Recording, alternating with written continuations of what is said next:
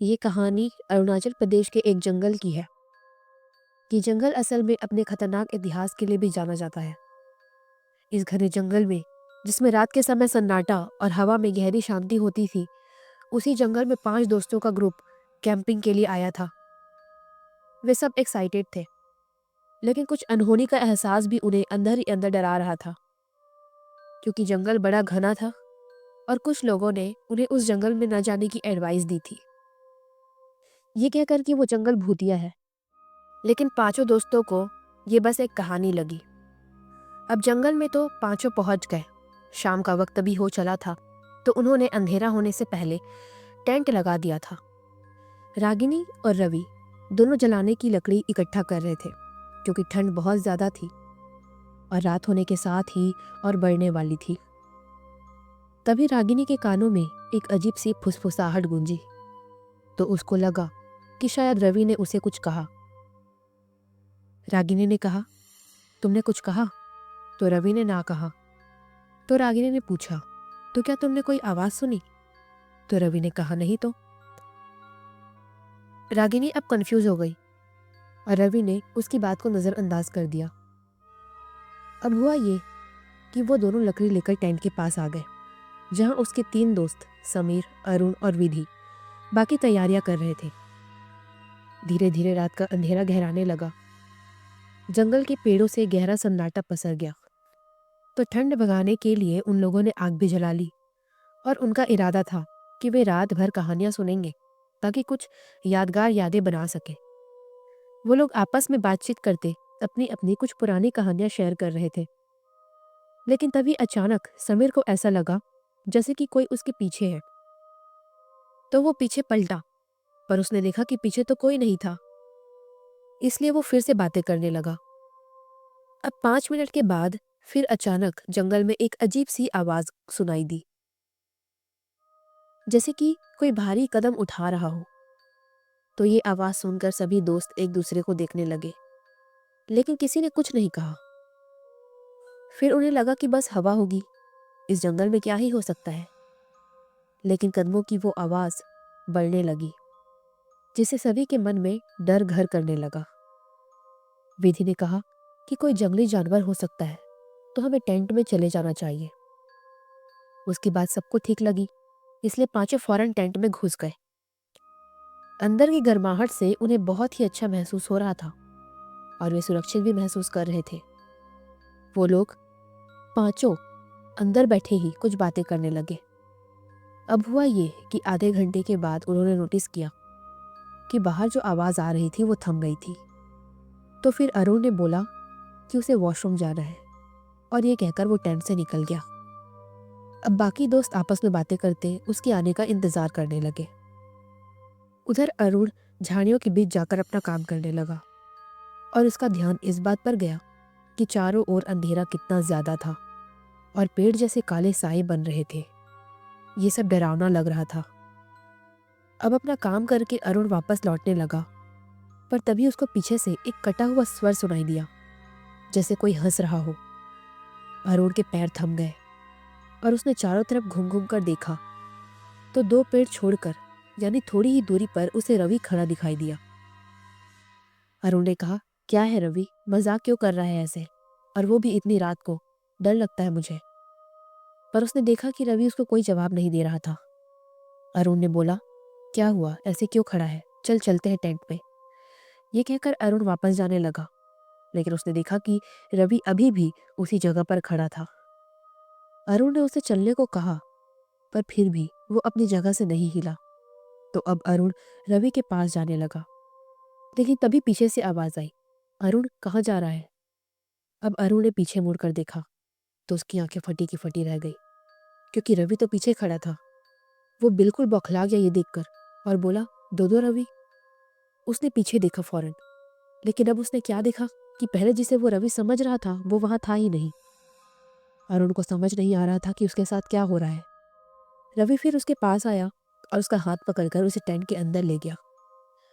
अरुण ने फिर उसको बताया कि उसके साथ अभी अभी क्या हुआ, पर रवि ने बोला कि तुम बस सबको डराने की कोशिश कर रहे हो।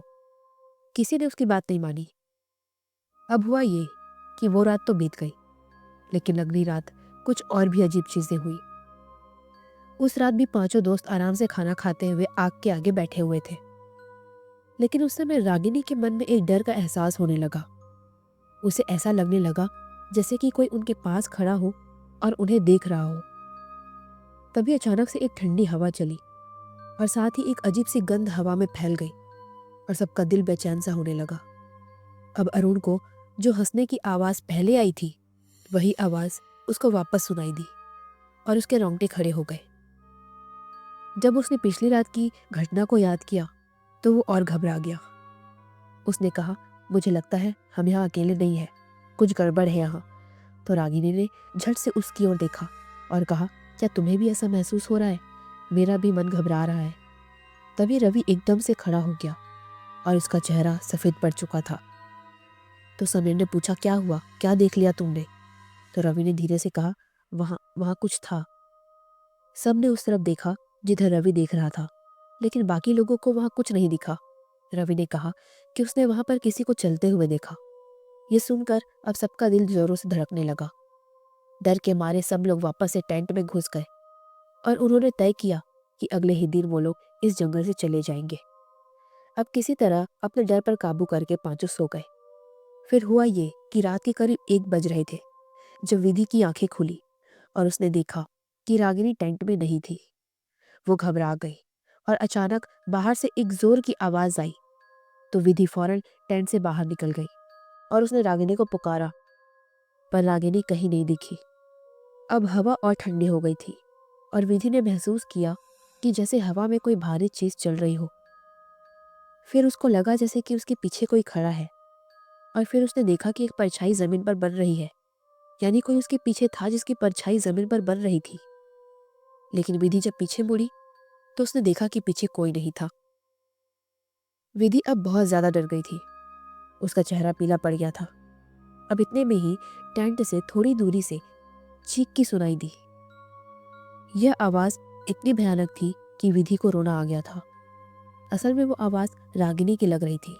तो विधि तुरंत उस आवाज की ओर भागी, पर उसे कहीं कुछ नहीं दिखा। उसने सोचा कि सबके साथ रहने में ही भलाई है, तो वो टेंट की ओर वापस भागी। लेकिन पहले ही उसे रागिनी की आवाज आई, विधि इधर तो आओ जरा, यहाँ कुछ है, तुम्हें दिखाती हूँ। रागिनी की आवाज सुनकर विधि रुक गई और इधर उधर देखने लगी। अब ऐसा था कि रागिनी की आवाज तो आ रही थी लेकिन वो दिखाई नहीं दे रही थी। तो विधि को समझ नहीं आया कि ये सब सच है या कोई धोखा। उसे डर लगा तो उसने टेंट की तरफ ही भागना सही समझा और वो टेंट की तरफ भागने लगी। अब उसी समय उसको एक अजीब और भारी सी आवाज ने कहा, विधि पीछे तो मुड़ कर देखो, आओ इधर, अरे एक बार तो आओ। पर विधि डर के कारण रोते हुए सीधे टेंट में भाग गई और उसने क्या देखा कि रागिनी तो वही टेंट में गहरे नींद में सो रही थी। उसने सबको तुरंत उठाया और बताया कि उसके साथ क्या हुआ। तो सबके रोंगटे खड़े हो गए। उन्होंने समय देखा, सुबह होने में काफी समय था और उन्हें डर भी लग रहा था। तो उन्होंने उसी समय सारा सामान समेटा और वापस जाने के लिए भागने लगे। अब जब वो भाग रहे थे तो उनको ऐसे लगा जैसे कोई उनके पीछे आ रहा हो, लेकिन उन लोगों ने पीछे नहीं देखा। फिर पीछे से किसी ने उन्हें आवाज दी, अरे दोस्तों रुको, कहाँ जा रहे हो, जरा मेरे पास आओ। पांचों दोस्त थरथरा गए लेकिन भागना नहीं छोड़ा उन्होंने। वो लोग भागते गए तो पीछे से हंसने की आवाज आई और किसी ने उन्हें बोला कि आज अगर तुम लोग पीछे मुड़कर देख लेते तो इसी जंगल में तुम सबको दफन कर देता। पांचों वो बात सुनकर कांप गए। उन्होंने गलती से भी पीछे नहीं देखा और जल्दी ही मेन रोड पर पहुंच गए जहां उनकी गाड़ी खड़ी थी। वो लोग फौरन उस इलाके से निकल गए और दोबारा ऐसे जंगल में न जाने की कसम खा ली उन्होंने। असल में उनके साथ जो हुआ वो सब करने वाला छलावा था, जो लोगों को रूप बदल के या आवाज बदलकर ठगता है और अगर कोई उसके बात में आ जाए तो बड़ी बेरहमी से उन्हें मार देता है। ये सब पांचों को वापस अपने घर लौटकर पता चला जब उन्होंने उस जंगल के बारे में रिसर्च की। ऐसी घटनाएं उस जंगल में कई लोगों के साथ घटी थी और कई लोग इस जंगल में जाने के बाद वापस भी नहीं लौटे थे। उनकी किस्मत अच्छी थी जो वो वहां से सुरक्षित निकल गए। अगर आपको यह कहानी अच्छी लगी तो हमारे चैनल को सब्सक्राइब करना मत भूलना और स्टोरी को लाइक करके शेयर ज़रूर करना।